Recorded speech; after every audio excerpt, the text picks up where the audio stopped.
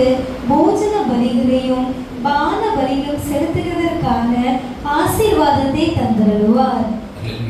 அன்பு ரட்சகரே, இந்த நல்ல வேலைக்காக நாங்கள் உமக்கு நன்றி செலுத்துகிறோம். இந்த நாளிலும் தகப்பனே, எங்கள் தேவன் இந்த நாளிலும் எங்களை ஆசீர்வதிப்பார். ஒருவேளை அவர் திரும்பி உங்கள் தேவனாகிய கர்த்தருக்கு போஜன பலிகளையும் பான பலிகளையும் செலுத்துவதற்கான ஆசீர்வாதத்தை தந்துள்ளார்.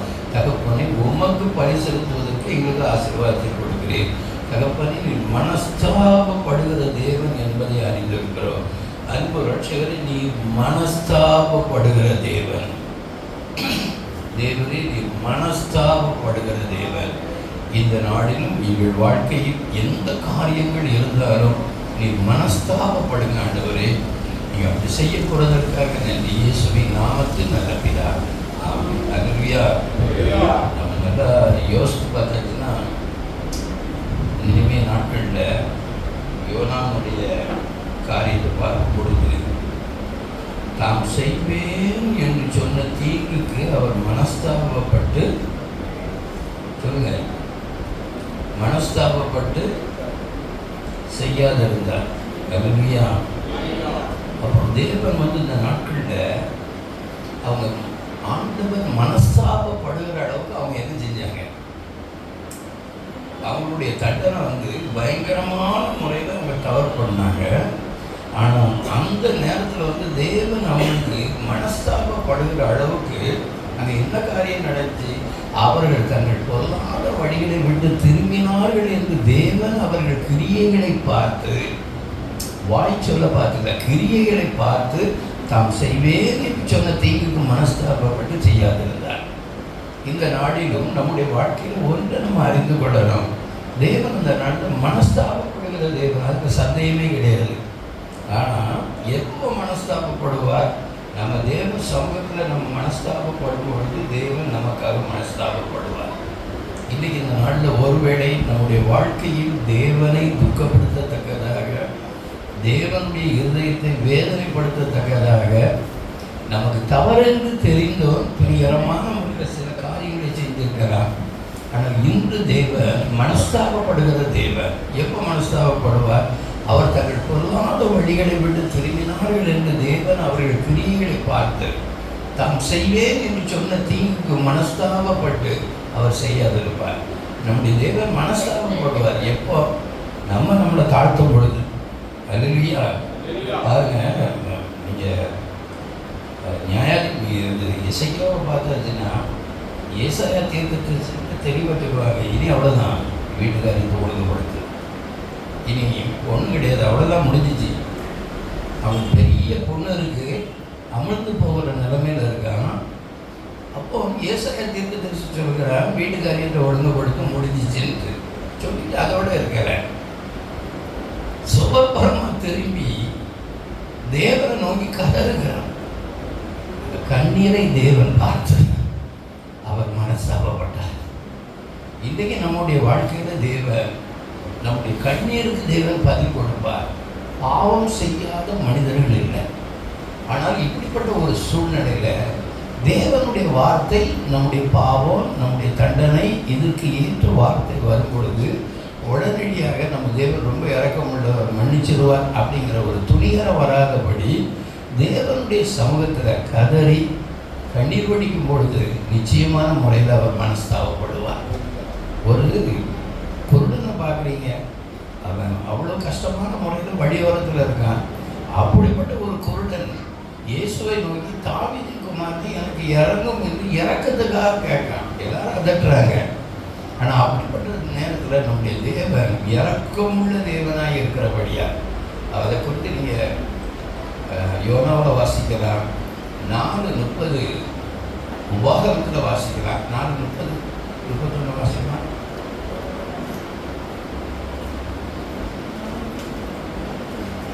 உபாகமம் 4:30.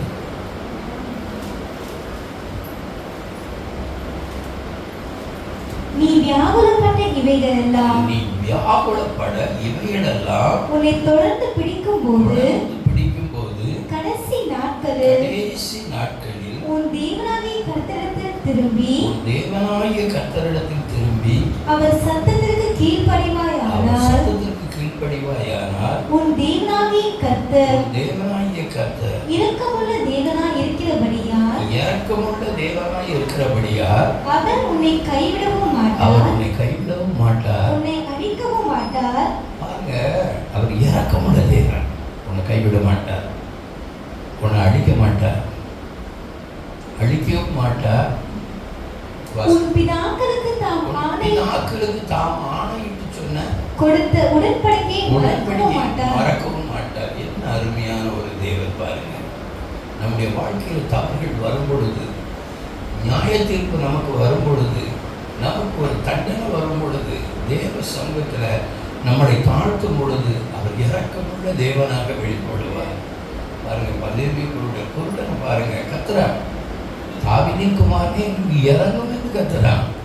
அவனுக்கு ஒன்று தெரியும், கண்ணுதான் இந்த ஒளிய கடந்து போகிறவர் இரக்கமுள்ளவர். அல்லேலூயா. நம்முடைய தேவன் மிகுந்த இரக்கமுள்ளவர். அவரை போல ஒரு அன்புள்ளவர் யாருமே கிடையாது. அவ்வளவு அன்புள்ள தேவன், அவர் இரக்கம் உள்ளவர். என்னதான் கோபப்பட்டாலும் நம்ம தேவனுடைய சமூகத்தில் கண்ணீர் வடித்தா, ஆக தப்பு பண்ணது உண்மைதான்.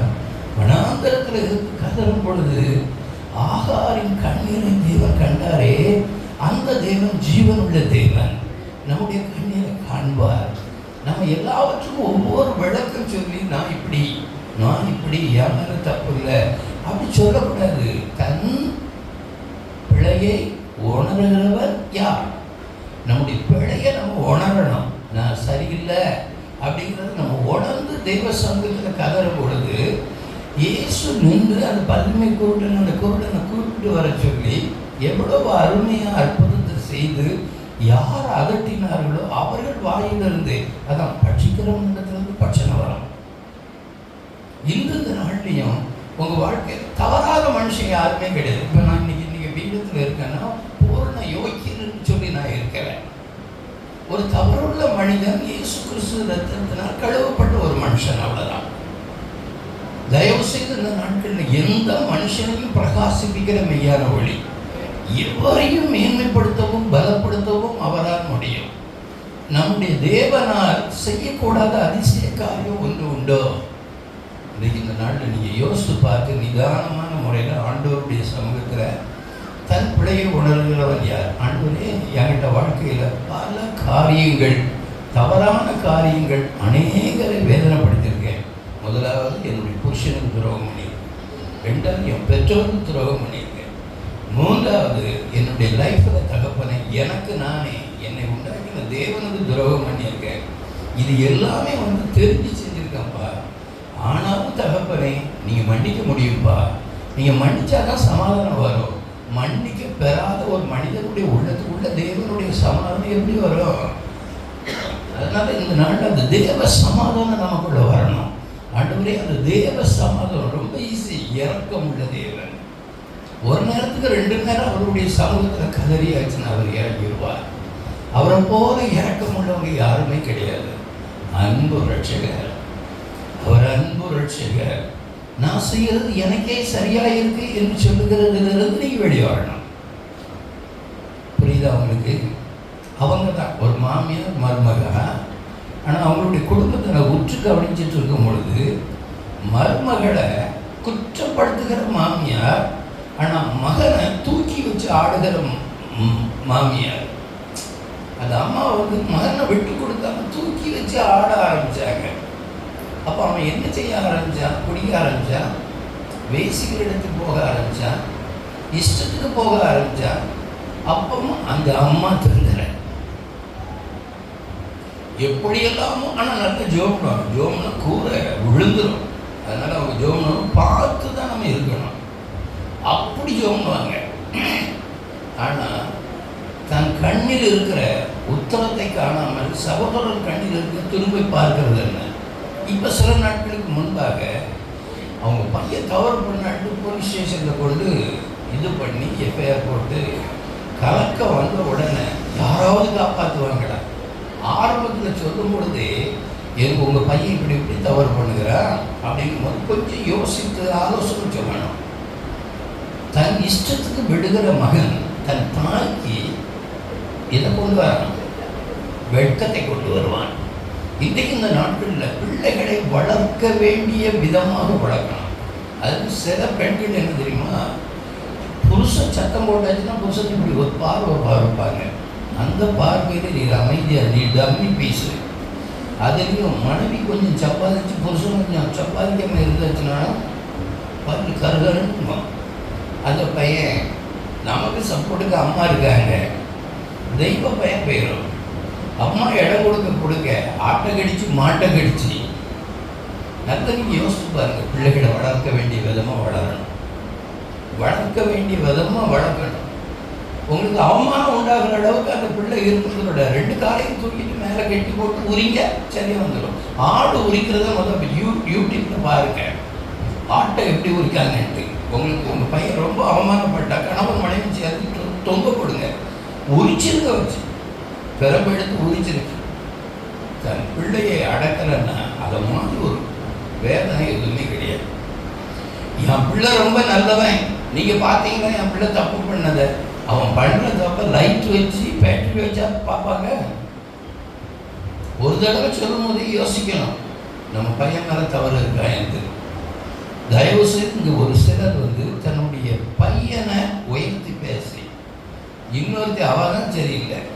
எனக்கு தெரிஞ்ச ஒரு நண்பர், எனக்கு நெருங்கின குடும்பம், அவங்க மருமக அவங்க அம்மாவை கடிக்கிறது. நல்ல பிள்ளை, நேசிக்க மாட்டாங்க. அதே மாதிரி அடுத்த மருமக கடிச்சாங்க. அடுத்த மருமக கரெக்டாக கோர்ட்டில் கேஸ் போட்டு நான் 74 பவுன் கொண்டு வந்து இப்போ ஒன்று வச்சுட்டு போ. இப்போ அலறாங்க யாராவது ஏதாவது. ஆனால் எதுவும் செய்ய மாட்டோம், ஒன்றும் இல்லாமல் முடிக்கணும். உடனே யார்கிட்டையும் கேட்டால் தாய் பாசம் தாங்க, அது பேய் பாசம். அது தாய் பாசம் இல்லை, பேய் பாசம்.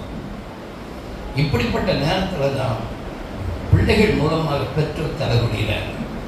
அதே போல் பெற்றோர் பிள்ளைகளும் நம்முடைய அப்பா எந்த நிலைமையில் இருக்காங்க, அவங்களுக்கு ஏற்ற மாதிரி அவங்க நிமிர்ந்து நடக்கிற அளவுக்கு நான் நடப்பேன், என் தேவன் நிமிர்ந்து நடக்கிற அளவுக்கு நடப்பேன். இப்படிப்பட்ட ஒரு எண்ணம் கொண்டு அவங்க நடந்தாங்கன்னா அவங்க பிள்ளைகள் அப்படி தான் நடக்கும்.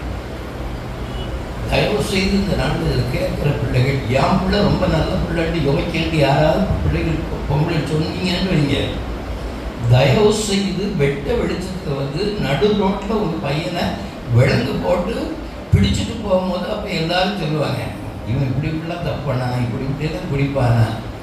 நான் நல்ல பையன் நினச்சேனே, நல்ல பையன் இல்லை. வளர்க்க வேண்டிய விதமாக வளர்க்கணும்னு பைபிள் சொல்லுது. பிள்ளையை பரவாயில்ல அடித்தா சாக மாட்டான். வீட்டில் பிள்ளைகளை வளர்க்குறவங்க 2-3 கரம்பை சொருகி வைக்காதவங்க உங்கள் பிள்ளைய நீங்களே அழிவுக்கு ஏதுவாக நடத்துறீங்கன்னு அர்த்தம். அந்த நாட்களில் முழங்கால் போடுறதுன்னா நாங்கள் முழங்கால் தான் போடுவோம், எழும்ப விட மாட்டாங்க. இல்லைன்னா மரத்தில் கட்டி வச்சுருவாங்க, யாரும் அவுக்க முடியாது, அடி பின்னிடுவாங்க. அதனால் இன்றைக்கி இந்த நாட்டில் ஆண்டவருக்குள்ள ஒரு மரியாதையாக பேசுகிற அளவுக்கு தெய்வம் இந்த நாட்டில் வைத்திருக்கிறார். தயவு செய்து இந்த நாட்டில் என் பிள்ளை பெருசுன்னு யார் சொல்கிறாங்களோ அவங்க தயவு செய்து வாங்க தீர்க்க தரிசனமாக சொல்கிறேன், உங்கள் பிள்ளை எப்படி எப்படிலாம் அநியாயப்படுத்துகிறாங்க.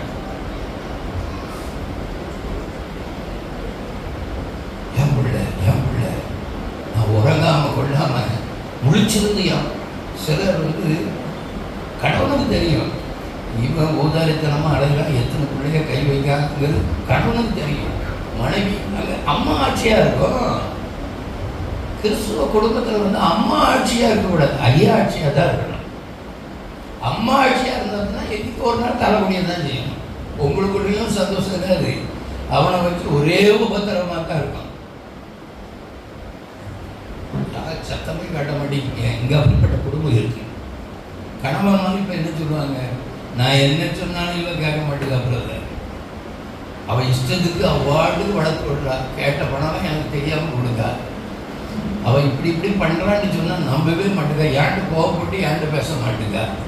எப்பா தயவு செய்து இந்த நாட்டில் மனம் மாறுங்க. எல்லாவற்றையும் கொஞ்சம் சந்தேக கண்ணோட நீங்கள் பாருங்கள். ரெண்டாவது நல்லா விசாரிங்க, என் பையன் எப்படின்னு. எடுத்து இன்னொரு வீட்டிலேருந்து வந்த பிள்ளைங்க சரிங்க, இவன் ஃபோன் பேசுகிறா, இவன் ஃபோன் பேசுகிறா, யார்கிட்ட பேசுகிறா தெரியுமா? அந்த நம்பரை எடுத்து யார்கிட்ட பேசுறதுன்னு தெரிஞ்சா பரவாயில்ல. தவறில்லாத ஒரு பிள்ளையை தவறாக குற்றப்படுத்துகிற தாய்மாரே தகப்பன்மாரே மனம் திரும்புங்கள். அப்பதான் தேவன் உங்களுக்கு மன்னிப்பார். இப்படிதான் நான் சொல்றது தப்பா. இன்னைக்கு இதில் இருக்க வாரிய பையனை கேட்டதுன்னா, எங்கள் அப்பா அம்மா என்னை அடித்து வளர்த்துருந்தா இப்போ நான் எப்படி படிச்சிருப்பேன் தெரியுமா? அவங்க இஷ்டத்துக்கு செல்லம் கொடுத்ததுனால தான் 8 வருஷம் 9 வருஷம். என்ன இன்னைக்கு ஒரு முடிவு பண்ணுங்க, பிள்ளைகள் மேலே கவனமாக இருப்பேன். செல்ஃபோன் எடுத்து பிள்ளைகள் இது பண்ணும் போது எப்படி என்னவரோட கவனமாக இருப்பேன். அவள் ஒய்ஃபையில் ஸ்டார்ட் பண்ணி ஒய்ஃபையில் ஸ்டடி படிக்க நீங்கள் நினைப்பீங்க.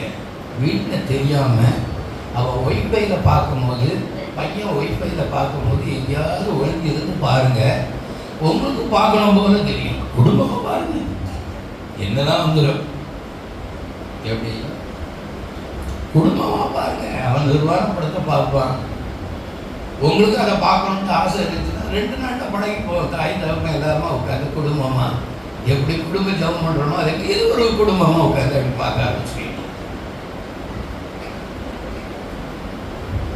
இன்றைக்கு நான் உங்களுக்கு சொல்லுகிறேன், உங்கள் பையன் உங்கள் பிள்ளை இதுதான் குடும்ப ஆசீர்வாதம்.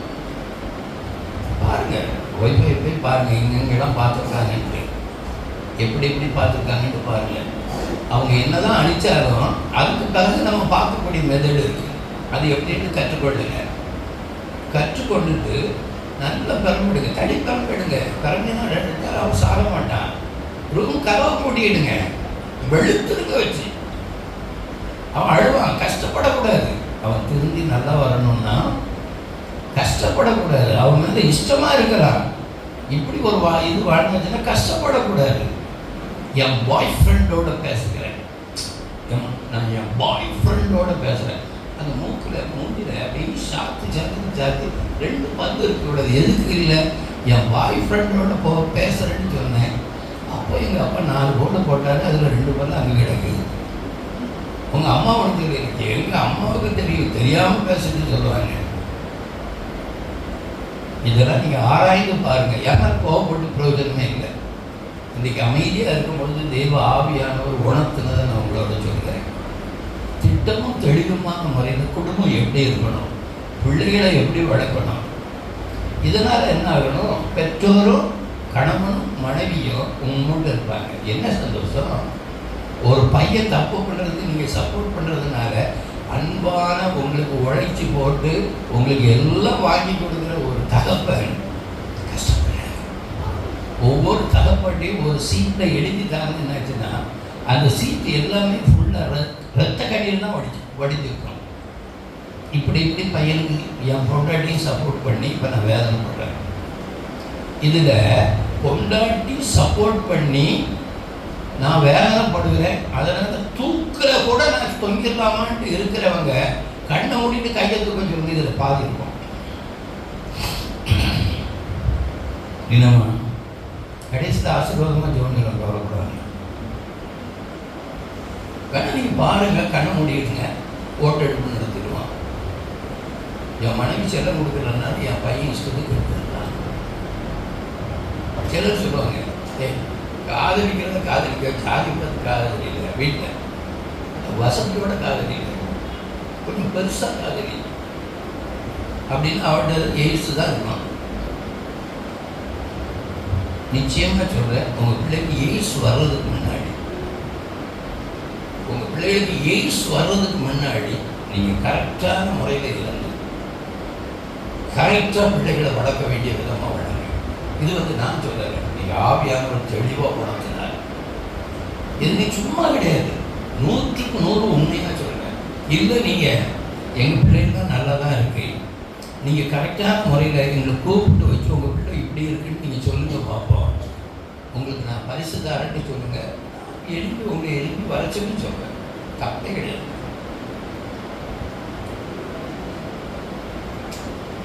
இனி அப்படி இருந்தால் தான் ஊழியம் செய்ய முடியும். அதனால் இன்றைக்கு நீங்கள் மனஸ்தாபப்பட்டு பிரயோஜனம் இல்லை. உங்கள் பிள்ளைகள் மனஸ்தாபப்படுகிற அளவுக்கு உங்களுடைய போதனை இருக்கும். இல்லைன்னா அவங்களால உங்களுக்கு வேதனை இருக்கும்.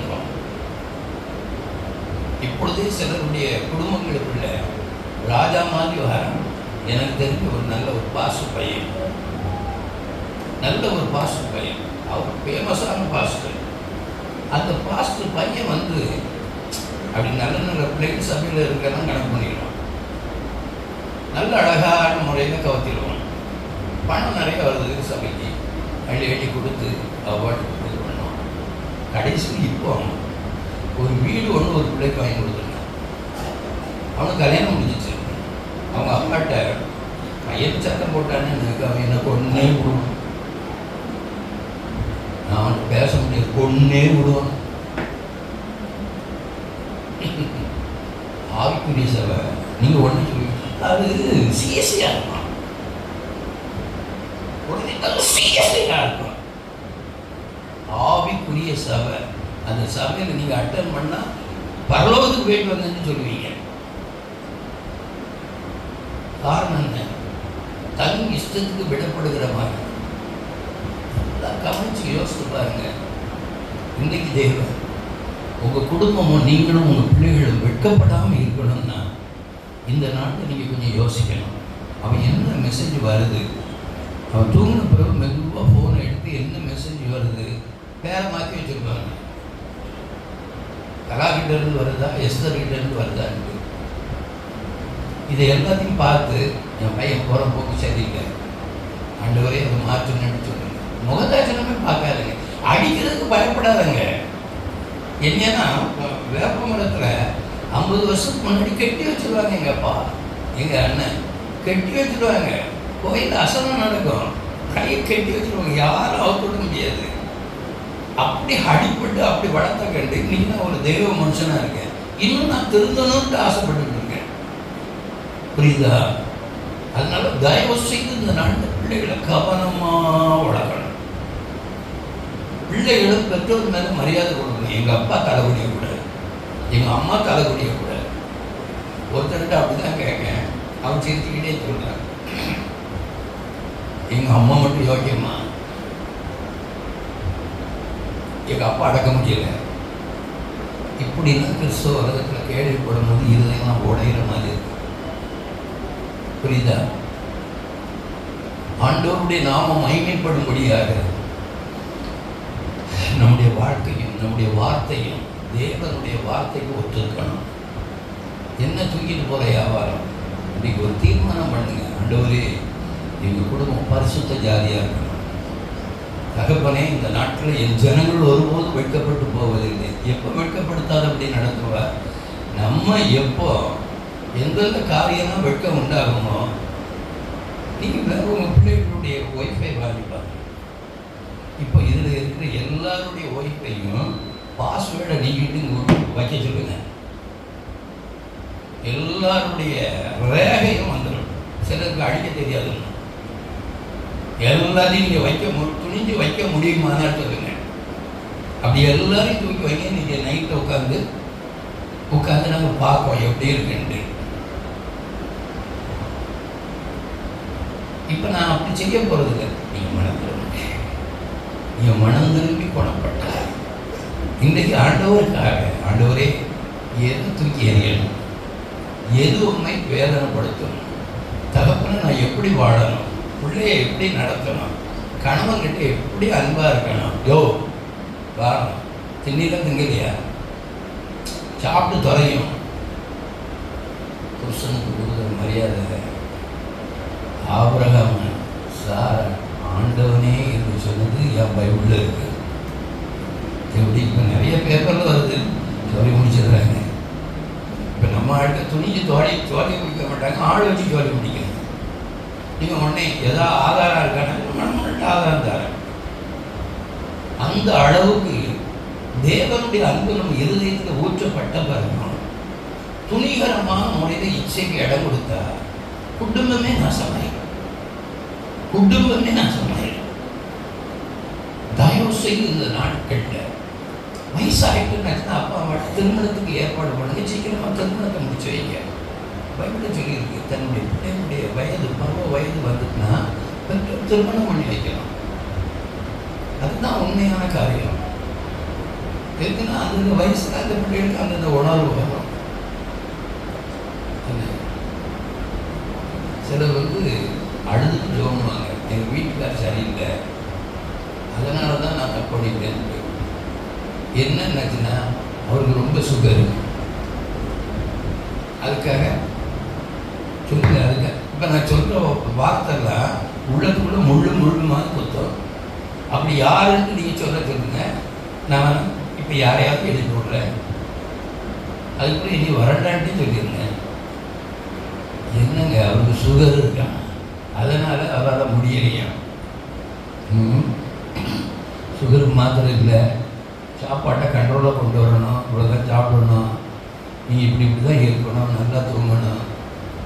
சுகரும் ப்ரெஷரும் குறையணும்னா மனைவி கணவன்கிட்ட ரொம்ப அன்பாக நடந்துக்கிட்டா சுகர் நோட்டு போயிடும், ப்ரெஷர் நோட்டு போயிடும். ப்ரெஷரும் சுகரும் வர்றதே மனைவியாக தானே, மனைவிக்கு வருதுன்னா கணவனாக தானே. வீட்டில் ராஜா மாதிரி அகட்டிட்டு வந்தால் யோசித்து பாருங்க. நம்ம குடும்பம், கிறிஸ்தவ குடும்பம், நான் தலை நிமிர்ந்து நடக்கணும், நான் இப்படி தான் இருக்கணும், யாரும் விரல் நீட்டி பேசக்கூடாது. அந்த அளவுக்கு ஒரு தைரியமான முறையில் இருந்து ஒருவர் ஒரு வார்த்தை கூட எதிர்த்து பேச முடியாத அளவுக்கு நம்ம வாழ்க்கை இருந்துச்சுன்னா Holi life is jolly life, இல்லைன்னா ஹோலி லைஃப் இஸ் காலி லைஃப். எல்லாம் கடனுங்கிறது காரணம் தான். சிக்கனமாக பெண்கள் செலவழிச்சாச்சுன்னா கடன் ஏன் வருது? கடன் எதுக்கு வருது? இருக்கிறது கொஞ்சம் மட்டன் எடுத்தால் 3 கிலோ எடுத்து வரணும். எங்கள் அண்ணா வந்திருக்கா, எங்கள் அக்கா வந்திருக்கா, 3 கிலோ எடுத்துக்கிறேன். அவர் சொல்லுவார், ஏம்மா சம்பளம் போட்டு எத்தனை நாள் ஆச்சு, நானே வண்டிக்கு நீர் கட்டிட்டு அடுத்தாப்ப என்ன செய்யிட்டு இருக்கேன். எங்கள் அண்ணா வந்திருக்காங்கல்ல, எந்த அண்ணன் வந்தாலும் கடன் வராத அளவுக்கு நீட்டாக நிதானமாக புரிந்தவங்களுக்கு. நான் சொல்றது தப்புன்னா சொல்லுங்க, இதோட பட்டி சொல்லுங்க.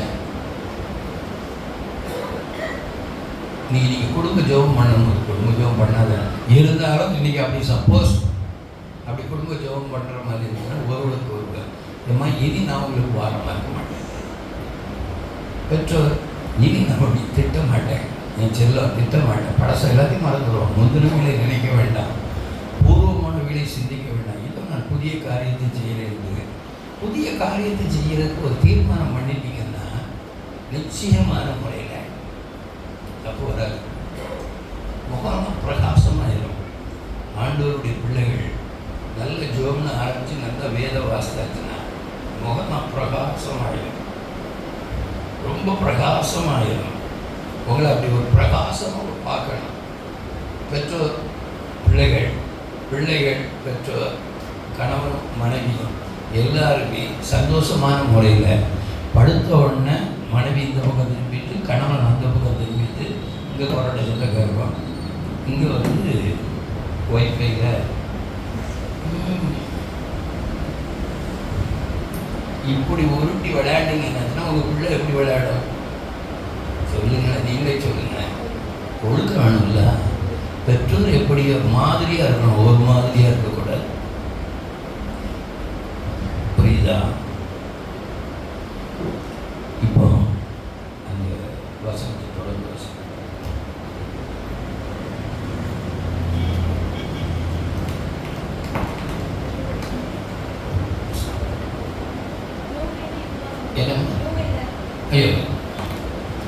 ஒருவேளை அவர் திரும்பி மனஸ்தாபப்பட்டு உங்கள் தேவனாகிய கர்த்தருக்கு போஜன பலிகளையும் பாத பலிகளையும் செலுத்துகிறதற்கான ஆசீர்வாதத்தை தந்தருள்வார்.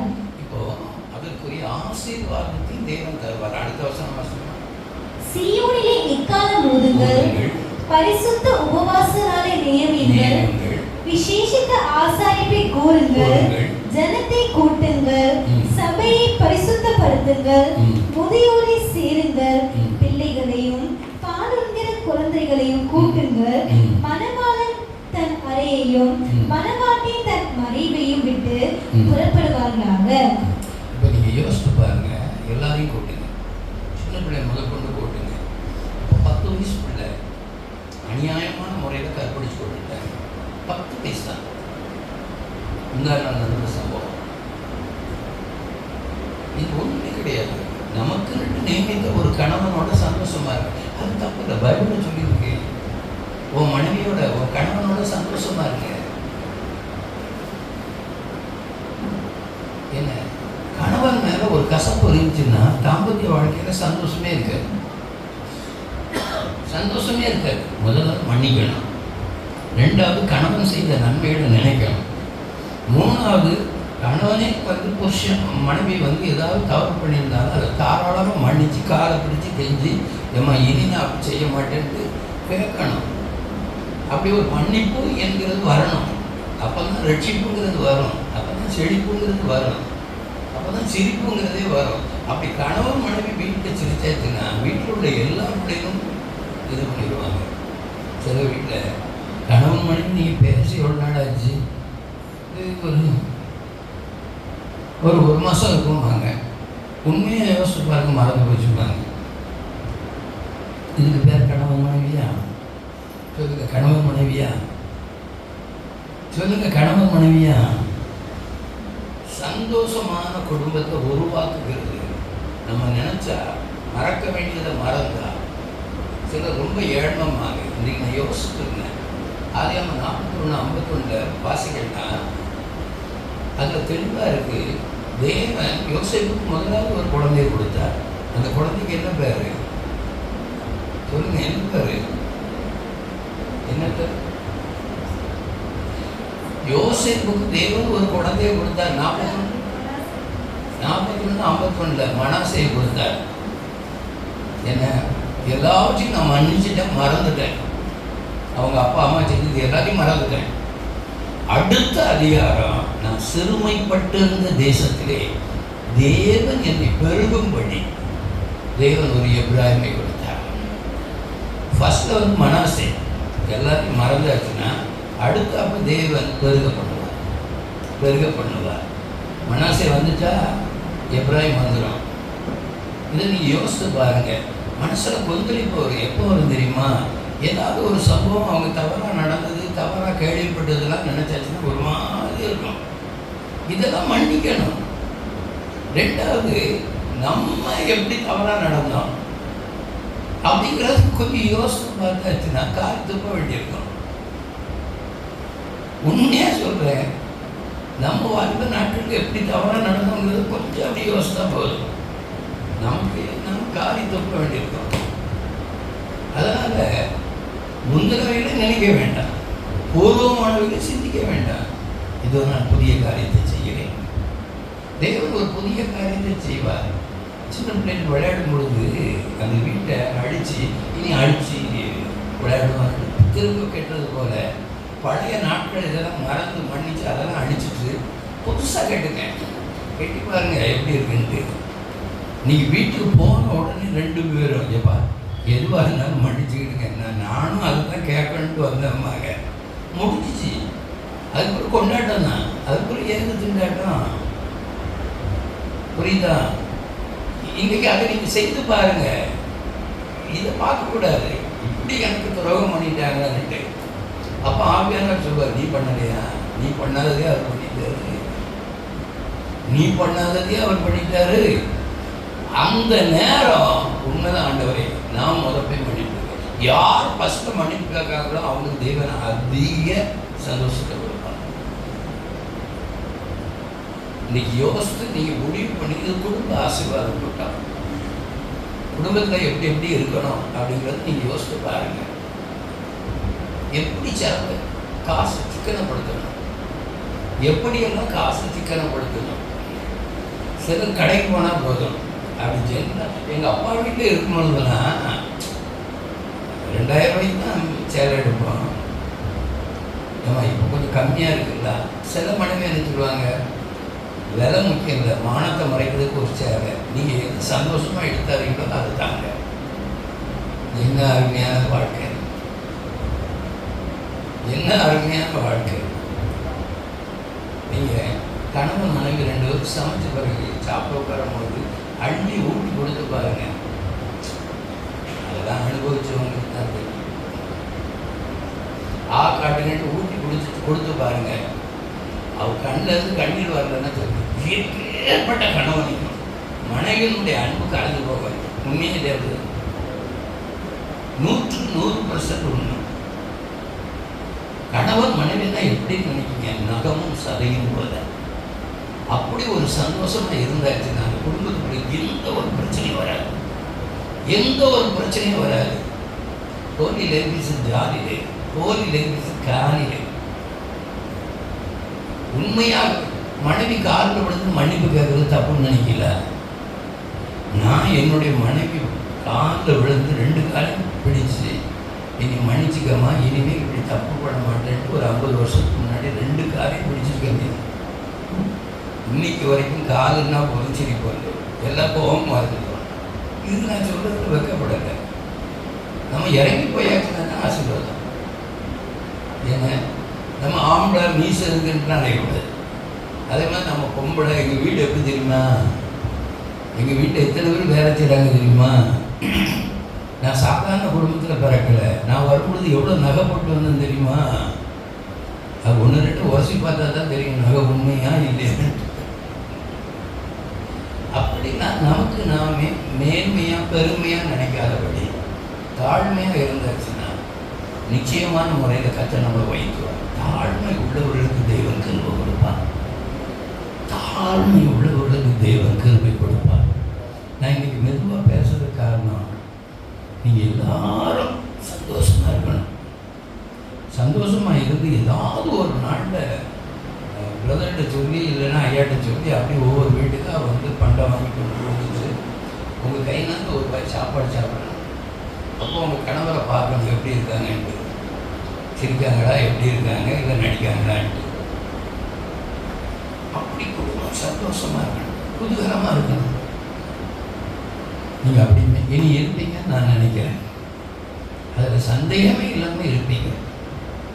தேவன் மனஸ்தாபப்பட்டு யோனாகிட்ட தேவன் மனஸ்தாபப்பட்டார். எசேக்கியாவை மனஸ்தாபப்பட்டார். தேவன் மனஸ்தாபப்படுகிற தேவன். எப்போ மனஸ்தாபப்படுவார்? எப்போ நம்மளை தாழ்த்துக்கிறோமோ, எப்போ நம்ம உண்மையை ஒத்துக்கொடுக்கிறோமோ அப்போ அவர் மனஸ்தாபப்படுவார். மன்னிக்கவே முடியாத ஒரு தவறுன்னு நம்ம நினச்சிட்டு இருப்போம். அந்த நேரம் கண்களில் கண்ணீர் வரும், அப்படி அணைத்துப்படுவார். இப்படியும் ஒரு தேவனா? என்னையா தேடினி அன்பாய் இயேசுனாரா, உண்மையாக அடந்தவோர் துரோகினா. என்ன அருமையான தேவன் பாருங்க. இந்த இயேசுவை விட அன்பானவங்க உலகத்தில் எங்கேயா பார்த்துருக்கீங்களா? மன்னிக்கிறது இல்லை, ஆசீர்வதிக்கிறது இல்லை.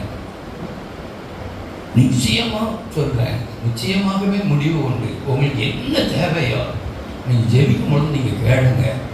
தேவன் அதை உங்களுக்கு தரலன்னா சொல்லுங்கள். உங்களுக்கு என்ன தேவை, உங்களுக்கு என்ன செய்யணும், அவன் நீங்கள் இப்படி செஞ்சால் நான் இப்படி இப்படி இருப்பேன் அப்படின்னு நீங்கள் நினைங்க. இன்றைக்கி பரிசுத்த ஆவியானவர் மெதுவாக பேசுகிறேன். ஆனால் ஆவியானவர் உங்கள் மேலே அப்படியே அசைவாடி அப்படியே உங்களை தொடுவார். என் ஜனம் ஒருபோதும் வெட்கப்பட்டு போவதில்லை. அதனால் 26 வருஷம் நீங்கள் சம்பூர்ணமாக சாப்பிட்டு, கொஞ்சம் இல்லை சம்பூர்ணமாக சாப்பிட்டு திருப்தி அடைந்து உங்களை அதிசயமாய் நடத்தி வந்த உங்கள் தேவனாகிய கர்த்தருடைய நாமத்தை துதிப்பீர்கள். என் ஜனங்கள் ஒருபோதும் வெட்கப்பட்டு போவதில்லை. பாருங்க, என் ஜனம் ஒருபோதும் வெட்கப்பட்டு போவதில்லை. நான் இன்னைக்கு வரும்பொழுதே ஒரு கேள்வி கேட்கணும்னு நினச்சேன். யார்கிட்ட நினச்சேன்னா, பிரியா சிஸ்டர்கிட்ட. வீடு வாங்கிட்டீங்களா? வாங்கினேன். வாங்கியாச்சும் வாங்கலையா? இன்னும் வாங்கலையா? என்னாச்சு?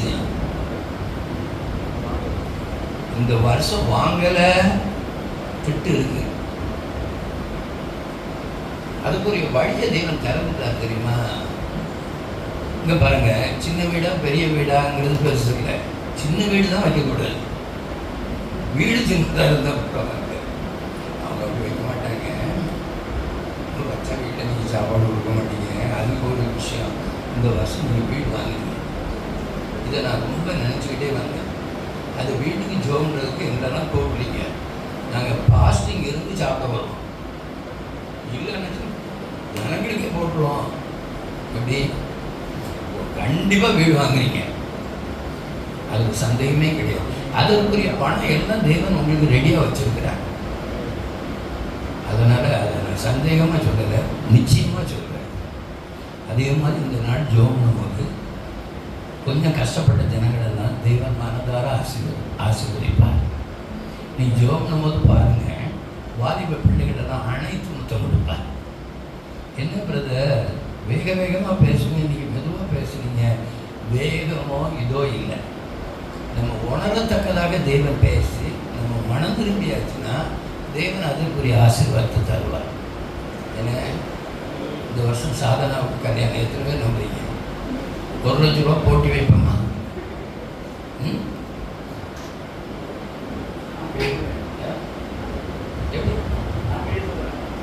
ரைட்டு, கையை தூக்கியாச்சு. அதே மாதிரி அவங்களுக்கு பேரப்பிள்ளை கிடைக்கிறதுக்கும் நிச்சயம் பேத்தி பேரப்பிள்ளை தான் வேண்டாண்டாங்க. ஏன்னா இன்றைக்கு உங்கள் வாழ்க்கையில் என்ன குறைவோ அதெல்லாம் தேவன் நிறைவாக்குவார். தேவன் உங்களுக்கு நிறைவாக தருவார். உங்களை மனதார ஆசீர்வதிப்பார். என்னென்ன வழி இருக்கோ அதெல்லாம் நீக்குவார். கர்த்தர் நல்லவர். இந்த நாட்டு தேவன் நன்மை செய்கிறவராகவே சொல்லி தெரிகிறார். அவர் நமக்கு நன்மை செய்வார். அவர் உங்களுக்கு நன்மை செய்வார். அவர் உங்களுக்கு நன்மை செய்வார். நீ மார்க் எவ்வளோ எடுப்பா? ஹலோ, நீ மார்க் என்ன எடுப்பா? சரி, 26க்கு அடுத்தது 27 வருஷம். நான் இஸ்ரவேல் நடுவில் இருக்கிறவர் என்றும் நானே உங்கள் தேவனாகிய கர்த்தர், நானே உன் தேவனாகிய கர்த்தர், வேறொருவர் இல்லை என்றும் அறிந்து கொள்வீர்கள். என் ஜனங்கள் ஒருபோதும் வெட்கப்பட்டு போவதில்லை. என் ஜனங்கள் ஒருபோதும் வெட்கப்பட்டு போவதில்லை. அல்லேலூயா. இந்த காரியத்தில் வெட்க வந்துருமோ, இதனால வெட்க வந்துருமோ, இது தேவன் சொல்ற என் ஜனம். அந்த 2வது சிஸ்டர் பேர் நீங்கள் தான் அங்கே திரும்புறீங்க. என் ஜனம் ஒருபோதும் வெட்கப்பட்டு போவதில்லை. உங்களை தேவன் வெட்கப்படுத்த மாட்டார். உங்கள் தலையை நிமிர்ந்து நடக்க வைப்பார். இன்றைக்கு கூட்டத்தில் தேவன் உங்களை ஆசீர்வாதிக்கிற விதமே வித்தியாசமாக இருக்கும். தேவனுடைய ஆவியானவர் உங்கள் மேலே அசைப்பாடுகிறத, அவர் உங்கள் மேலே கரத்தை வைக்கிறத நீங்கள் பார்ப்பீங்க. திருமணமாகாத பிள்ளைகளுக்கு திருமண காரியம் நடக்கும். குழந்தை இல்லாதவங்களுக்கு தேவன் குழந்தை பாக்கியத்தை கொடுப்பார், வீட்டை கொடுப்பார். அருமையான முறையில் தேவன் உங்களுக்கு என்று நன்மையானது, கர்த்தர் நன்மையானதை தருவார். நிச்சயமாக 100க்கு 100 சொல்கிறேன், உங்கள் குடும்பத்தை தேவன் வித்தியாசமாக ஆசீர்வதிக்க போகிறார். இது எப்படி ஆகும்? இந்த கேள்வி நீங்கள் கேட்கலாம். இது எப்படி ஆகும்? யார் கொடுப்பா? இங்கிருந்து வரும். ஏன்னா 11:21 வாசிக்கும் பொழுது ஜனங்கள் எல்லாரும் எங்களுக்கு இறைச்சி வேணும் அப்படி கேட்காங்க. அப்போ ஏசு ஆண்டவர் சொல்லுகிறார் 31, அதே 22, காற்றையும் காண மாட்டீர்கள், மழையையும் காண மாட்டீர்கள். எல்லாம் 11:21 வாசி. அதற்கு மோசே, என்னோடு இருக்கிற காலாட்கள் 6 லட்சம். 6 லட்சம் கணக்கு போடுகிறார். கணக்குல புளிப்பு இருக்கு. மேதமெட்டிக் 1 மாதம் முழுவதும் புசிக்கும்படி அவர்களுக்கு இறைச்சி கொடுப்பேன் என்று சொன்னீரே. ஆடு மாடுகளை அவர்களுக்காக அடித்தாலும் அவர்களுக்கு போதுமா? சமுத்திரத்து மச்சங்களை எல்லாம் அவர்களுக்காக சேர்த்தாலும் அவர்களுக்கு போதுமா என்றான். அதற்கு கர்த்தர் மோசேயை நோக்கி, கர்த்தருடைய கை குறுகி இருக்கிறதோ, என் வார்த்தையின்படி நடக்குமோ நடவாதோ என்று நீ இப்பொழுது காண்பாய் என்றார். அப்போது கர்த்தரிடத்திலிருந்து புறப்பட்ட ஒரு காற்று சமுத்திரத்திலிருந்து காடைகளை அடித்துக் கொண்டு வந்து பாளையத்திலும் பாளையத்தை சுற்றிலும் இந்த பக்கம் 1 நாள் பிரயாணம் மட்டும் அந்த பக்கம் 1 நாள் பிரயாணம் மட்டும். தேவன் சொல்கிறார், இது எப்படி ஆகும்னு கேட்காங்க. காற்று அனுப்புவாராம், காடைகளை அடித்து கொண்டு வருவாராம். 1 நாள் பிரயாணம் இல்லை, ஃபுல்லாக சாப்பிட்டு மூக்கில் வர வரைக்கும், தெவிட்டி போக வரைக்கும் கொடுப்பாராம். தேவன் இந்த நாள் உங்களுக்கு கொடுக்குற ஆசீர்வாதம் தெவிட்டி போகும் வரைக்கும். ஏன்டா தான் 30 சேரீ இருக்க, திரும்ப எதுக்கு எடுத்துகிட்டு வந்தீங்க? என் ஃப்ரெண்ட் எடுத்தான், அதனால் உன் ஞாபகம் வச்சு எடுத்துருந்தேன். இதுக்கு நம்ம வீட்டில் தான் 3 குக்கர் இருக்குது. எதுக்கு குக்கர்? ஐயோ, ஒரு கடையில் ஒரு இது பண்ண, அதுக்கு சீட்டு போட்டேன், அது நமக்கு விழுந்துருக்கு பிள்ளை. தேவன் செய்கிறது தான் ரொம்ப வித்தியாசமாக இருக்கும். நினைத்து பார்க்க முடியாத காரியத்தை செய்வார். நினைப்பதற்கும் வேண்டுவதற்கும் மிகவும் அதிகமாக பிரிய செய்கிற தேவன் இன்றைக்கி நிச்சயமாக அப்படி உங்களை ஆசீர்வதிப்பார். வேலை இல்லையே அப்படின்ட்டு ஏதோ ஒரு வேலைக்கு போயிட்டு வேலை இல்லைன்னு நீங்கள் வந்து சோகமாக உட்காந்துருக்கலாம். ஆண்டவர் என்ன சொல்கிறார்? ஏய், அந்த வேலை 20,000 ரூபாய் சம்பளம், உனக்கு 50,000 ரூபாய்க்கு ஒரு சம்பளம் நான் பார்த்து வச்சுருக்கேன். நீ இந்த 20,000 ரூபாய் சம்பளத்துக்கு போயிட்டு நின்று முக்காடு போட்டு அழுதுட்டுருக்கேடா. தேவன் கொடுத்தா மனுஷங்க அளந்து கொடுப்பாங்க, தேவன் அள்ளி கொடுப்பார். அதை தேவன் உங்களுக்கு அள்ளி கொடுக்க போகிறார். நீங்கள் விசுவாசித்தா தேவனுடைய மகிமையை காண்பீங்க. அதில் சந்தேகமே கிடையாது. கர்த்தருடைய கரம் பொறுகலை. நீங்கள் விசுவாசித்தா போதும். உங்களுக்கு என்னென்ன வேணுமோ அதெல்லாம் தருவார். என்ன வேணும்னாலும் அவர் தருவார். நீங்கள் சாதாரண ஒரு வீட்டை பார்ப்பீங்க, இதை வாங்கணுன்ட்டு, அதை தேவன் தடை பண்ணுவார். எதுக்காக? பிள்ளைகள் 2 ஆயிட்டு, சின்ன வீட்டில் பெரிய வீடாக என் பிள்ளைக்கு கொடுக்கணும், கொஞ்சம் லேட் பண்ணு, கண்டிப்பாக கொடுப்பார். சிஸ்டர் பெஸ்ட்டாக கொடுப்பார். தேவன் ஒரு காரியத்தில் தடை பண்ணிட்டா நீங்கள் விரும்புகிறது ஒஸ்ட்டாக இருக்கும். இளையகுமார விரும்பினது போல அது ஒஸ்ட்டாக இருக்கும். ஆனால் உங்களுக்கு பெஸ்ட்டை தான் கொடுப்பார். உங்களுக்கு பெஸ்ட் கொடுப்பார். சாதாரண பிள்ளைய விருப்பத்தில் பெஸ்ட்டை தான் கொடுப்பார். சீக்கிரத்தில் கொடுப்பார். எல்லாரும் நீங்கள் நல்லா இருப்பீங்க. உங்கள் குடும்பம் ரொம்ப நல்லா இருக்கும். தேடியும் காணாதிருப்பாய். இன்னொரு போராடினவர்களை தேடியும் காணாதிருப்பாய். எப்படி தான் உங்களுக்கு தேவன் கொடுப்பாருன்னு சொல்ல முடியாது. மனுஷங்க அளந்து கொடுப்பாங்க, அளந்து கொடுப்பாங்க, தேவன் அள்ளி கொடுப்பார். நிச்சயமான முறையில் இனி உள்ள நாட்களில் தேவன் உங்களுக்கு செய்ய போகிற நன்மைகளை பார்த்து பார்த்து பார்த்து நீங்கள் சந்தோஷப்படுவீங்க. நிச்சயமாக தேவன் செய்வார். அதில் சந்தேகமே கிடையாது. தயவு செய்து தேவன் என்னை ஆசீர்வதிக்கணும். குடும்பத்தை வர்த்திக்க பண்ணணும், பெருக பண்ணணும், என்னை வெட்கப்படுத்தாதபடி நடத்தணுங்கிறவங்க பெண்கள் இந்த பக்கம், ஆண்கள் இந்த பக்கம். நான் கத்த மாட்டேன், கூச்சலிட மாட்டேன். அவரே இறங்கி வந்து உங்கள் மேலே உங்களை தொடுவார். கர்த்தரே இறங்கி வந்து உங்களை தொடுவார். சீக்கிரம் வாங்க. என்ன தேவன் ஆசீர்வதிக்கணும். என் மேலே தேவன் அபிஷேகத்தை எடுத்து ஊற்றணும். என்ன தேவன் அவருடைய கிருபை என்னை தாங்கணும். என்னை பலமுள்ள ஜாலியாக மாற்றணும். கிருபையின் மேல் கிருபை தரணும். கிருபையின் மேல் தேவன் கிருபை தரணும். இப்போ பாருங்க, அப்படி நீங்கள் அமைதியாக இருக்கும் பொழுது நான் பெருசாக ஜெபிக்க மாட்டேன். ஒரு சின்ன கையை லேசாக அசைக்கும் பொழுதே ஆவியானுடைய பிரசன்னம் உங்களை மூடும் பாருங்க. மூடு பாருங்க.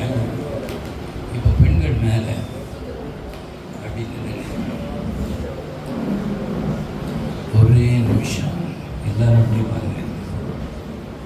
என்னுடைய உள்ளது பிள்ளைகள், இந்த பாண்டிச்சேரியில் நான் நேசிக்கிறேன். இந்த சபை, இந்த ஜனங்கள், நான் ரொம்ப நேசிக்கிற இந்த ஜனங்கள். ஏசப்பா ஏசப்பா ஏசப்பா, இப்போ சம்திங் ஹேப்பன். சில காரியத்தை தேவன் செய்ய போகிறார். தேவன் செய்ய போகிறார். தேவன் செய்ய போகிறார். பாட்டெல்லாம் படிக்கண்டாம். அவரே இறங்கி வருவார். அவரே இறங்கி வருவார். அவரே இறங்கி வருவார். அவரே இறங்கி வருவார். அவரே இறங்கி வருவார். அவரே உங்களை தொடுவார். மனதில் உள்ள பாரங்களை எல்லாம் அப்புறப்படுத்துவார். இப்பொழுது தேவன் உங்கள் துக்கம் சந்தோஷமாக மாறும். இனி நீ அழுது கொண்டிருக்கிறாய். இன்று முதல் நான் உன்னை ஆசீர்வதிப்பேன் என்று சொல்லுகிறார். இப்பொழுது உங்களை அறியாதபடி ஒரு காற்று வீசும். உங்களால் ஸ்டாண்ட் பண்ணி நிற்க முடியாது. அப்படியே கர்த்தர் உங்களை அப்படியே தொடுவார் பாருங்க. இப்போ அவர் தொடுகிற விதமே வித்தியாசமாக இருக்கும். அவர் தொடுகிற விதமே வித்தியாசமாக இருக்கும். உங்கள் உள்ளத்துக்குள்ள இருக்கிற பாரம் எல்லாம் மறைஞ்சிடும். எல்லாமே மறைஞ்சிடும். எல்லாமே மறைஞ்சிடும். Thank you, thank you. ஆவியானவரே, இது உம்முடைய ஜனம்ப்பா. இது உம்முடைய ஜனம். இது உம்முடைய ஜனம். இது உம்முடைய ஜனம். இது உம்முடைய ஜனம். இப்பொழுது தேவன் ஒரு காற்று வீசுவார். நீங்கள் உணருவீங்க. தேவன் ஒரு காற்று வீசுவார். சிலரால் நிற்க முடியாது. அசுத்த ஆவினால் அல்ல, பிரசன்னத்தினால. பிரசன்னத்தினால பிரசன்னத்தினால பிரசன்னத்தினால பெற்றுக்கொள்ளுங்க. நீ வாழ்ந்து சுகித்திருக்கும்படி நான் உனக்கு சௌக்கியத்தை தேடாமல் இருப்பேனோ? நீ வாழ்ந்து சுகித்திருக்கும்படி நான் உனக்கு சௌக்கியத்தை தேடாமல் இருப்பேனோ? கர்த்தருடைய கரம் தொடுகிறது. தேவனுடைய கரம் தொடுகிறது. ஒரு சிலரால் நிற்க முடியாது. அப்படிப்பட்ட காரியத்தை செய்ய போகிறார். சாதனா, சாதனா. நெடுநாள் காத்திருப்பது இருதயத்தை இழைக்கப்படும். விரும்பினது வரும்பொழுதோ ஜீவ விருட்சம் போல இருக்கும். உன்னை கர்த்தருடைய கரம் தொடுகிறது. லார்ட் டச் நவ. பிரியா சிஸ்டர், தேவனுடைய கரம் உங்களை தொடுகிறது. இப்போ பெற்றுக்கொள்ளுங்க. 5 என்றதுக்குள்ள உங்களை தூக்கி தேவ ஆவியானவர் அங்க போடுவார். 1 2 3 4 5. Yes yes. அநேகர் நிற்க முடியாது. உள்ளத்தில் உள்ள பாரத்தெல்லாம் தேவன் அப்புறப்படுத்துகிறார். Thank you, thank you. சாதனா, நீ ஒரு சாதாரண மனுஷன் போல எல்லாரும் பார்க்கலாம். நீ விலையேற பெற்றவள். நீ விலையேற பெற்றவள். இப்பொழுது கர்த்தருடைய கரம் உன்னை தொடுகிறது. நான் பொய் சொல்லல. கர்த்தருடைய கரம் உன்னை தொடுகிறது. என் ஜனத்தை ஆற்றுங்கள், என் ஜனத்தை தேற்றுங்கள். அதில் போர் முடிந்தது என்று சொல்லுங்கள். அதில் போர் முடிந்தது. Fire! Fire! Fire! Fire! தேவனுடைய அக்கினி, தேவனுடைய அக்கினி, தேவனுடைய அக்கினி. பிரியா சிஸ்டர், ஏற்கக்கு அப்பாற்பட்ட ஒரு அக்கினி உங்க மேல இறங்குது. Yes yes. பெற்றுக்கொள்ளுங்க, பெற்றுக்கொள்ளுங்க, பெற்றுக்கொள்ளுங்க, பெற்றுக்கொள்ளுங்க, பெற்றுக்கொள்ளுங்க, பெற்றுக்கொள்ளுங்க, பெற்றுக்கொள்ளுங்க, பெற்றுக்கொள்ளுங்க. சிஸ்டர், பெற்றுக்கொள்ளுங்க. Fire, fire, fire, fire. தேவனுடைய வல்லமை, தேவனுடைய வல்லமை, தேவ வல்லமை, தேவ வல்லமை. கர்த்தருடைய கரம்